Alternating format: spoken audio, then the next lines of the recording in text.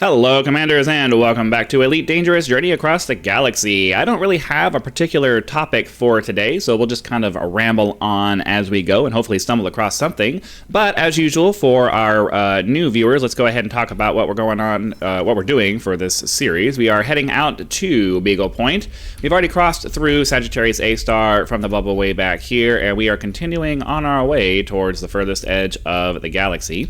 Let's go ahead and get off the ground, get ourselves pointed in the right direction for the next waypoint.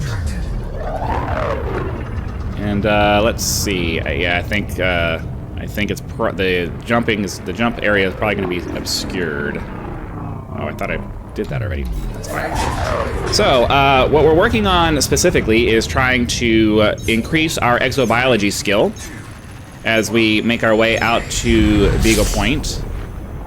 We're trying to get up to Elite, and our secondary objective is also making enough money to buy a fleet carrier so that we can hopefully take up permanent residence out in the black. Now, all that said, we're making lots and lots of money out here, grabbing all kinds of different exobiology sources, and I'm hoping that by the time we get to Beagle Point, we'll be at least halfway to the 7-ish billion credits that I'd like to have before we go and try to do that. I'm kind of trying to pad out my intro a little bit more because there we go. I don't want to go to the next part of my explanation until we're ready to actually do the jump. So typically we hop into a system. We'll check out the system. I'll just wait till we actually do the jump, and I'll just go through it with you. So you know, there's a fairly repetitious in-game pattern that we do, and that's pretty much the reason why I try to talk the whole time, because the pattern is pretty grindy and repetitious and not exactly fun to watch. So hopefully if I can find something interesting to talk about while we do these, it gets more interesting and fun to follow.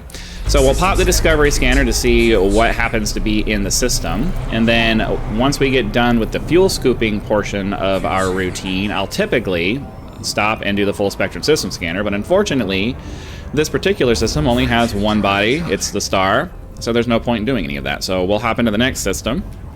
Once we find a system that actually has something worth looking at, i.e. enough bodies to justify hopping into the full spectrum system scanner, we will do that. We'll check to see if there are any Earth-like worlds, ammonia worlds, or water worlds. And if there are 15-ish bodies or less, right around in that number of bodies, we'll go ahead and do an actual scan with the scanner to see if there are any biological sources. So hopefully you'll be able to see some of that today. All just kind of depends on luck of the draw. This is very much a gambling sort of situation. A lot of our luck of the draw. All right, so we have 8 bodies. We'll go ahead and do our fuel scooping here. Get out of the scooping area of the star and hop in the full spectrum system scanner and see what we can find. So we have to slow down to be able to do that. Doesn't look like there's any valuable planets here, so it's going to be solely just looking for biology. So if you look up at the top right, you can see features none. We are looking for biological features. That is what we're going to be trying to find as we're making our way through the different systems that we're going through. So hopefully one of these planets will have something on them that will make it worth going over to try to get them. We want at least 2 biological signatures to make it worth the time that it's going to take to go over and find that. Unfortunately, we did not find any biological signatures in this particular situation, so it's on to the next one. So that's the loop that we're going to be doing in the game, but I do tend to try to have something to talk about so that as we're going through this very repetitious and boring procedure, you guys have something to listen to, and the game ends up being more of a background kind of situation. Unfortunately, I sat around for several minutes trying to think of some kind of a topic to come up with, and my brain just couldn't come up with anything. Because I don't want to just talk about completely random stuff. I don't want to talk about completely random stuff intentionally. Like, I get on here right now and I'm just kind of babbling because I need to have something to say. And sometimes that can be a useful exercise in trying to come up with something. You just keep on talking until your brain kind of stumbles across an idea. And you know, you would think that maybe you could try to do that off camera, but sometimes just the pressure of having to come up with something can force something out of you. So like right now, I'm kind of having a conversation about, you know, the creative process, I guess. I don't consider myself that much of a creative person. I mean, I guess compared to most people, I'm probably more creative. I mean, I did write a book. I've written I did write a fantasy novel, the first in a trilogy that I have an outline for. I just haven't felt like finishing to sit down and write it because I know I'm not a good enough writer. That's just kind of, and I know I'm not, and I don't say that from, you know, being overly humble or lacking self-confidence. It's more about the fact that I published that first book and nobody ever reads it. And if they do buy it, they don't really read very much of it. So I know I'm not a good enough writer to really catch people's attention. I'm a good enough writer that I can write about topics and I can write about subjects and, you know, in an intelligent manner, but writing a compelling story for people, I don't think I have the capacity to do that. Like most writers, I struggle with characters. I can write events. I can write combat scenes. All right, so you see geological up there in the top right. We want biological, and we want to see at least 2 of those before we're going to invest the time to go actually scan and potentially land on a planet. I can write. I can write a fantasy novel, and I can write all of that stuff. I could probably like be a book editor. But as far as creating compelling characters, that's something that's just really hard for everybody to do. And okay, come on. There's a reason why, you know, there aren't very many good writers out there, and it's because creating characters that readers can identify with is extremely difficult. So we got Geological 2.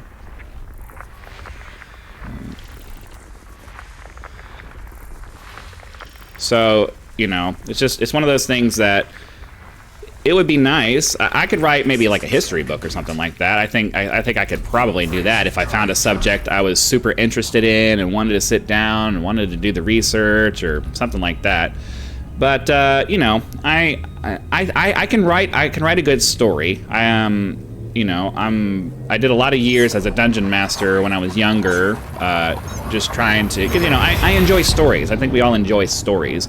And I can tell a good story, and I can come up with cool ideas for stories, and when it doesn't require me to create really super engaging characters, I can do a pretty good job of, you know, telling a story. But I think based off of, you know, nobody's given me any feedback on any of my books. I haven't really sold that many, so obviously I don't know for sure. I don't know how to advertise, so I haven't really had enough downloads for anybody to care enough about it to give me feedback. I don't know. It's a completely unknown book, and nobody's really downloaded it. And no, I'm not going to give you the link because I'm not because it has my real name on it, and I'm not giving that information to you guys. So sorry, I'm not giving out my IRL information. So no, I'm not going to give you the information for the book. As much as I know that might end up helping sales. Nah, I don't want to do that. I don't want to. I want to keep my online persona as separate from my real life as I possibly can.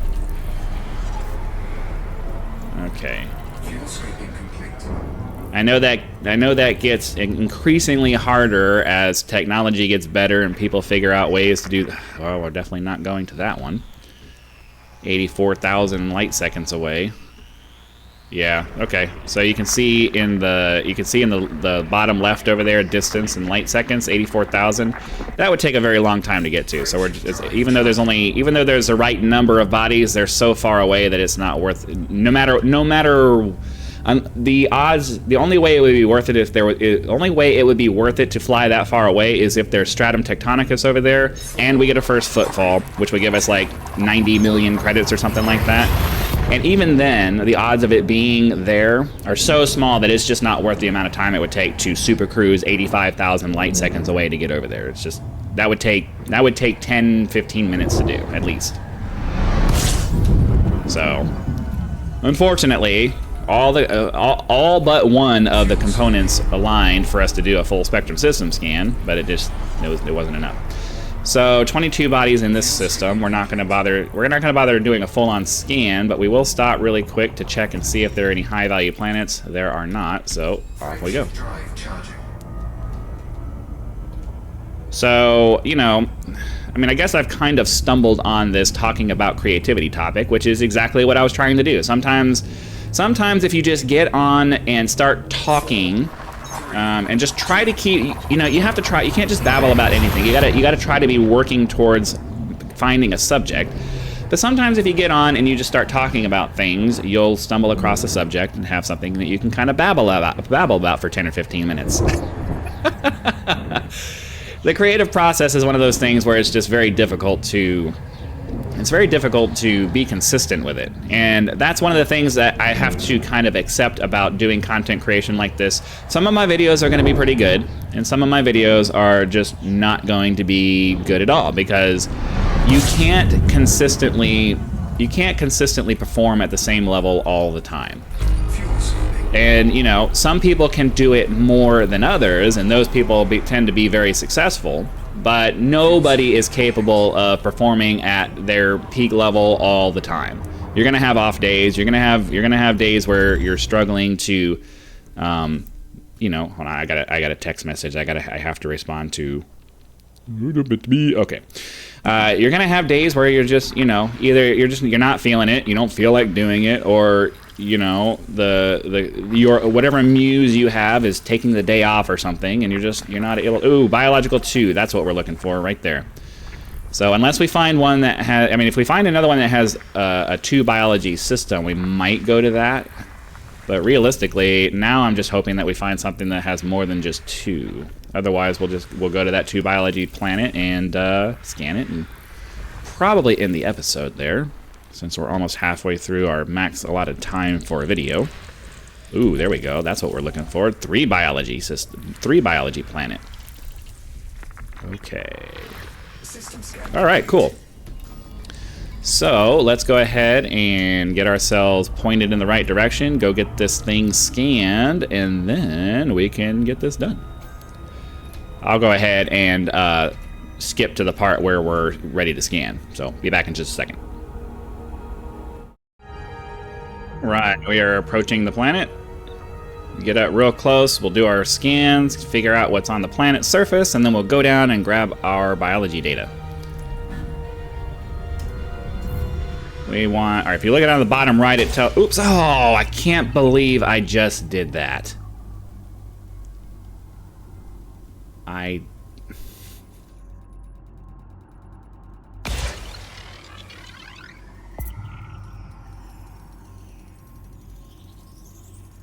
Surface scanned by 50%. Okay, well, fortunately, I have the upgraded scanner, so I made up for it. I was trying to say, if you look down at the bottom right where it says efficiency target, it tells you how many probes you have, the maximum number of probes that you need to fire to get the maximum number of probes you can fire to get the efficiency bonus. Okay, so we did 1 and 2, and then I guess 3. We'll just. I can't believe I didn't mean to actually press. I have the right click as my fire button, and I accidentally pressed it. But hopefully this probe will get us past the 90% mark. As long as you get it past 90%, it'll give you the 100% bonus. All right, there we go. So we have bacterium and ooh. I don't know. Stratum tectonicus is usually by itself. I don't know. Tussock is a grass. It looks like a grass if I remember correctly, though. So let's get our super cruise assist turned off, and we'll start heading in towards the planet. Okay, we should be able to see pretty well here. Doesn't look like there's going to be too much in the way of terrain to have to deal with, so that's good. So it's mostly just going to be find a place to go.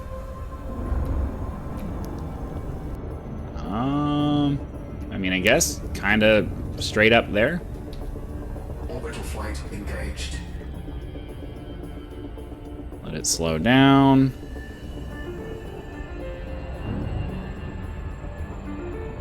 You have to be very careful about your speed as you approach the drop area. You can slowly increase your throttle. I think we want to head for this crater here, because you can usually find a lot of stuff in the craters.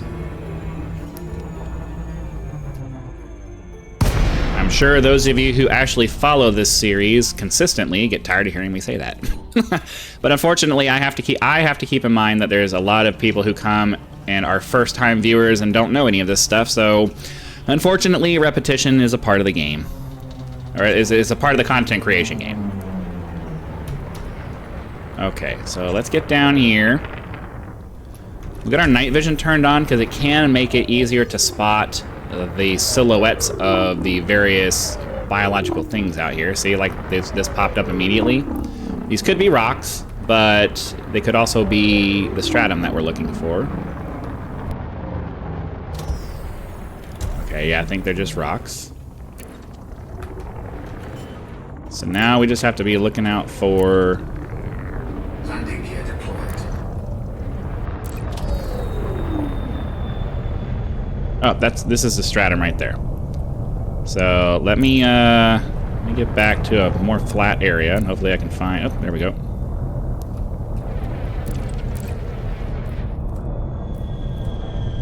Oh, and we happen to... Oh, look at that. Okay.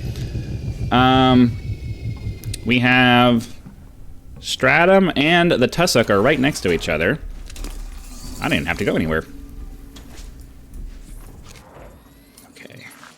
So we'll get this scanned. Please be Tectonicus. Yes! We just got 90... We're about to get 90 million credits, my friends. Ho ho ho ho! I really wish that you were able to get more than one type of sample at a time, though. It's super frustrating that you have to...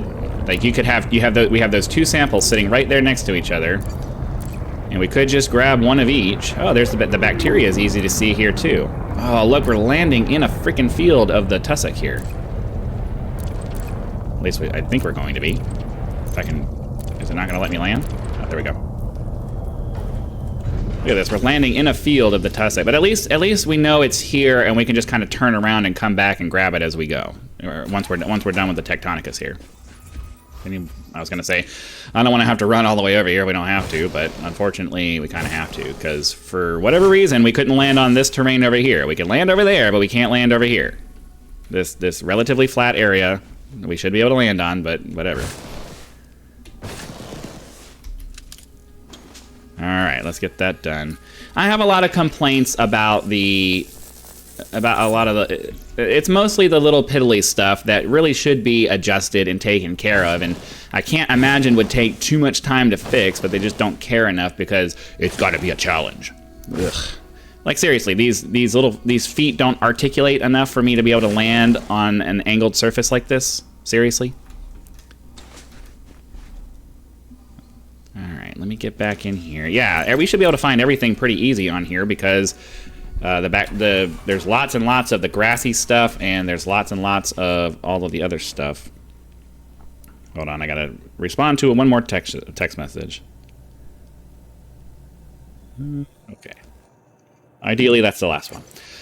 So let's continue down. The reason why we have to travel a little bit is that for those of you who don't play this game, you have to get far enough away for the genetic diversity of the species that you're currently working on to be sufficiently different enough to count as a new scan, and that's the way that the game chose to do that. They said for this species, the genetic diversity changes once you've gone more than X distance radius away from the previous scan. And that's how they decided to do it. And of course, we get over here. Okay, I was about to say, I was really hoping that we were going to have grass nearby that we could just go scan. So that's another 90 million credits right there. I don't know how much the tussock is worth. No, I don't remember any of the tussock being that high up on the list. But what we're going to do is we're going to turn... Well, I don't know. We may or may not turn around, because I know there's big patches of the grass behind us, and we've also passed over several patches of bacteria. So I want to make sure we grab those as well. So I don't know. Flip over this way because it's generally faster to change your pitch than it is to spin around. And we'll just go straight back in the direction we came from, and hopefully I'll be able to... You gotta go kind of slow because the game doesn't really render the...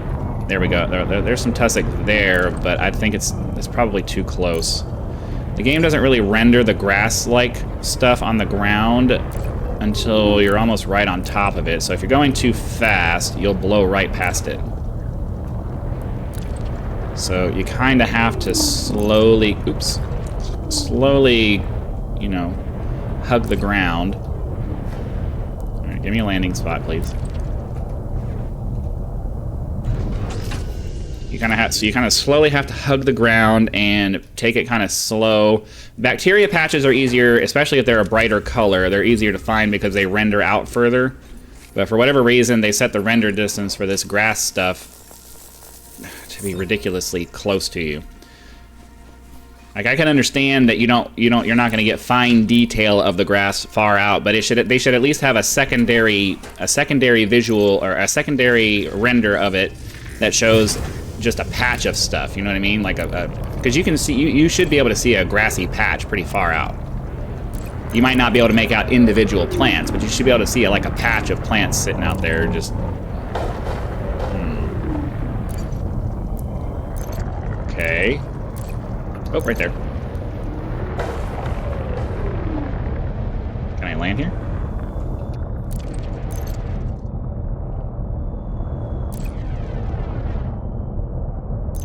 I'm just gonna pull forward because there was a spot here we could land right there.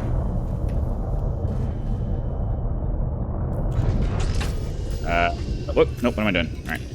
So we'll grab this, and then we'll go find some bacteria. The bacteria are pretty easy, and then I think we'll go ahead and be done with this episode. If I remember tomorrow, I'll probably consider going to that other planet since there's another 2 biology planet nearby. Kind of depends on how far away it is from here, but realistically, I'm probably not even going to remember. It's going to be tomorrow, and I'm not going to have remembered that there was another planet here. But because the bacteria is so easy to spot, we're definitely going to go ahead and flip over, go back the other way we just came.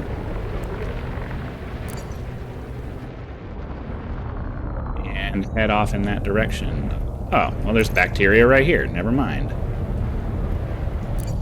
Let's find a relatively flat spot. There we go. Oh, come on. There we go. Sometimes it gets... This is what I'm saying. It's the landing mechanic in this game is just way too finicky. It requires way too much fine-tuned precision adjustment, and I don't understand why these ships should struggle so hard to get on the ground. I mean, look at this. Look at these advanced mechanical devices that we have that should have articulating legs. And the legs, like articulating ankles here, and the legs themselves should be able to extend and retract enough to land on surfaces without them having to be ridiculously flat. I'm sorry. I disagree with the premise that... I disagree with the approach that they took for this. I'm just saying. I've been trying not to complain too much because I know I've made all of these complaints before, but like seriously, you guys are making it... It already takes long enough to do this stuff without forcing me to have to... you know, hunt around for a landing spot in a relatively flat area. You're killing me with this crap. Okay, that's bacteria there on the left, but it's not in a spot that's easy to get to. Well, see, the problem... Here we go. The problem is that, you know, it's great that the bacteria is the right color to stand out against the ground, but it's also a similar color to the Tectonicus, so sometimes it's hard to tell if it's bacteria or if it's Tectonicus because they're kind of sort of the same color.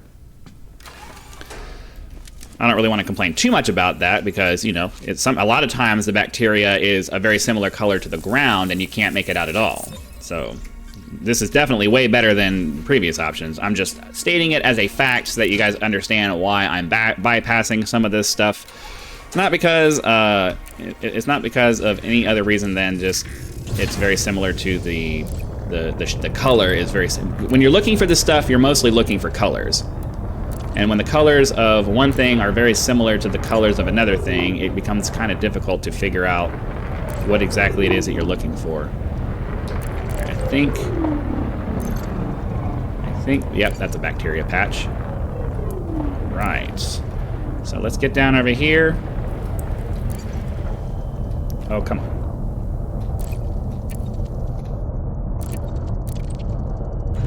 There we go. All right. So hopefully you guys had lots of fun. Be sure to click that like button if you did so that the YouTube algorithm knows and sends the video out to as many people as possible. Subscribe to the channel if you're not subscribed already so that when the next video comes out, it will show up in your video feed and you'll be able to watch it as soon as it becomes available. Channel members do get early access to all of my content, so be sure to click that join button, check out the list of options that are available there, and decide if any of those are right for you. Your direct support is greatly appreciated and a critical component to helping turn this into a full-time gig. Again, thank you very much for your time. Hope you guys have been enjoying the journey, and I'll see you for the next one.